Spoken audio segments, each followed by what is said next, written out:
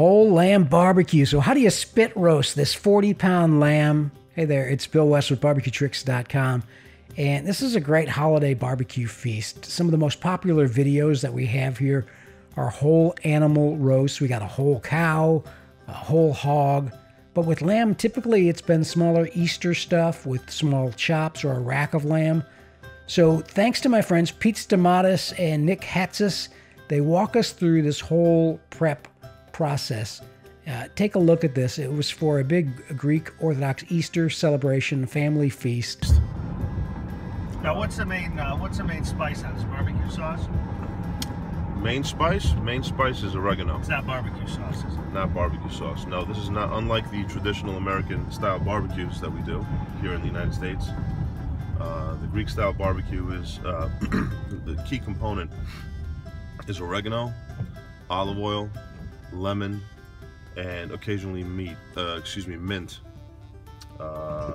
Make up the key components to the dressing or the marinade, as you'd say. We're in the kitchen of the Koskinas family. They're going to help us get the lamb on the stick. Dino?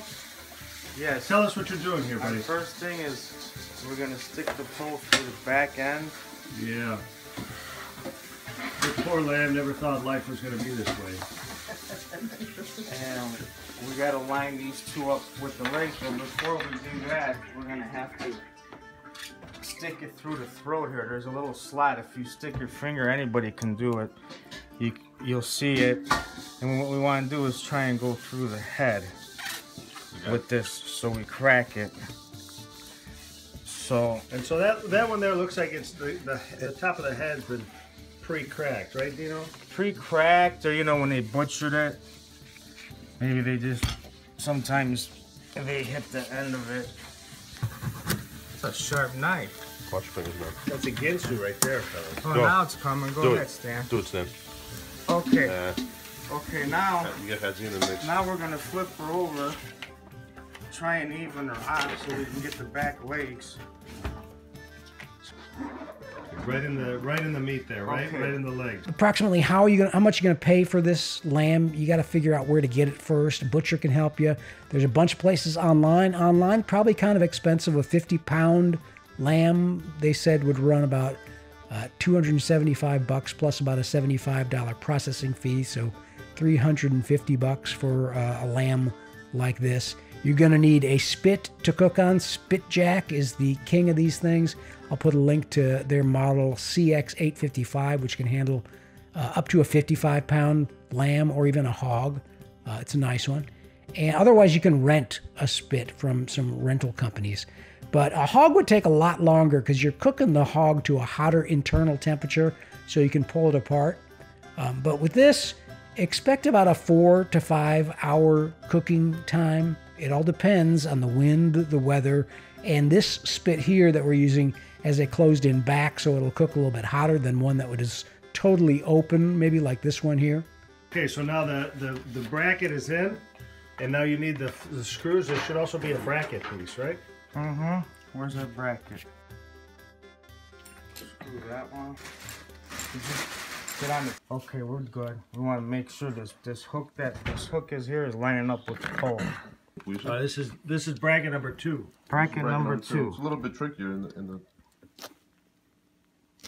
Okay. Okay. How's the other one? It's coming. Okay. And that happens. Yeah, we're gonna stick our hands. This neck is from Colorado, grass-fed. Those are the best, they say. The best. Certified organic. How big is it? It's a 40-pounder. That's a big one. It's a big one, but it's a baby. You know, a you good can tell size. a lamb's a baby, not by the size. You could have a lamb that's this small and be only 30 pounds, but by the teeth. Oh. The teeth are baby. And I bought a lamb one time. It was 80 pounds.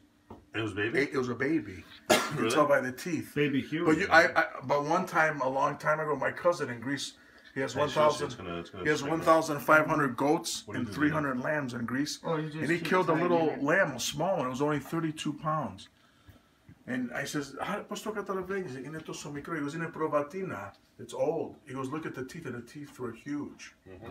So the small teeth The means small teeth, it's small because the larger the teeth, that means it grows by the years. All right, so small teeth. Small teeth means baby lamb. Underneath. Yeah. One thing to watch out for is when you secure the lamb on the spit, you're going to want to get it really secure so there is no wobble at all.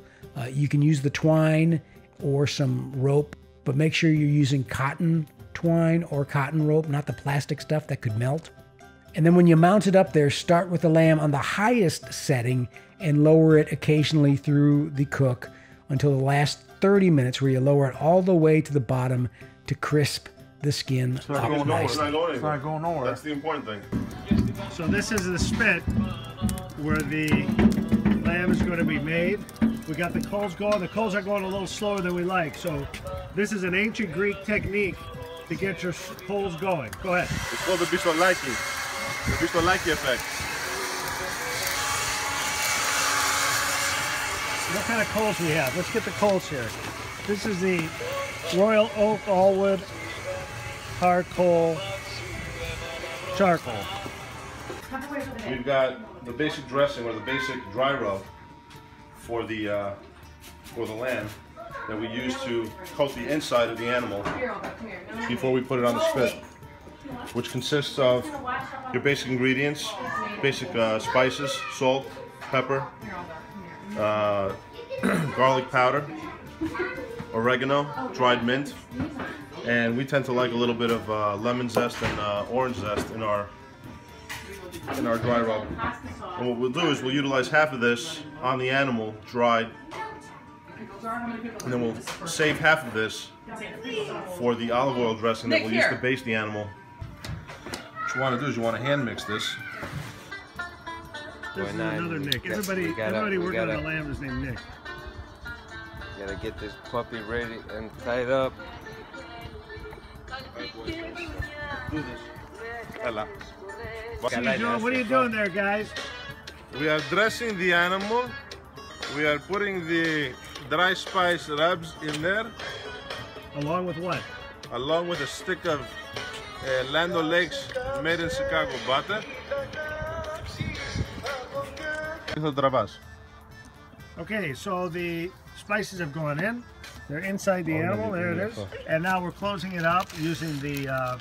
Nick here is actually a doctor. Nick, what is the suture technique we're using? This is called the single-handed Malakia technique. The single-handed technique. Okay, and we sew up the entire belly of the beast. So after a few hours of basting, you check the meat, and you want it cooked to your liking. You probably shoot for internal temperature in the thickest part of the thigh, about 150 degrees Fahrenheit to 160 degrees Fahrenheit. The joints are going to be loosened dramatically, and you can feel it in there just by wiggling a leg. It's different, again, from a hog where you want to cook it up to 190 degrees. Once it's done, remove it off the spit, put it on a resting area for carving, and let it rest before you cut into it for at least 10 or 15 minutes.